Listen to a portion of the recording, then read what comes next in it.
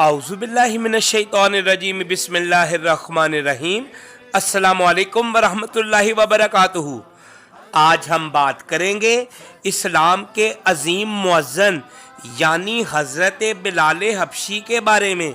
वो हस्ती कि जिन्होंने अज़ान की सदा से दिलों को नूरे हिदायत बख्शी। जनाब बिलाल इस्लाम के इब्तदाई कबूल करने वालों में से थे।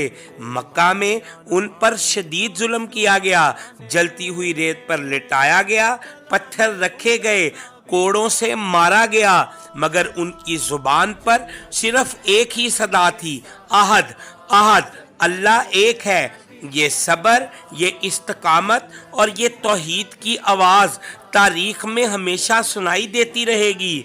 जनाब बिलाल रसूल खुदा हज़रत मोहम्मद मुस्तफ़ा सल्लल्लाहु अलैहि वसल्लम और अहले बैत अतहार से बेपनाह मोहब्बत रखते थे। जब आप सल्लल्लाहु अलैहि वसल्लम ने दुनिया से पर्दा फरमाया तो हज़रत बिलाल ने अज़ान देने से माजरत कर ली, क्योंकि जब वो अज़ान देते और अशहदु अन्ना मुहम्मद रसूलुल्लाह कहते तो आप सल्लल्लाहु अलैहि वसल्लम की तरफ इशारा करके कहते थे। ये मोहब्बत, ये एहतराम और ये वफादारी उनकी अजमत की दलील है।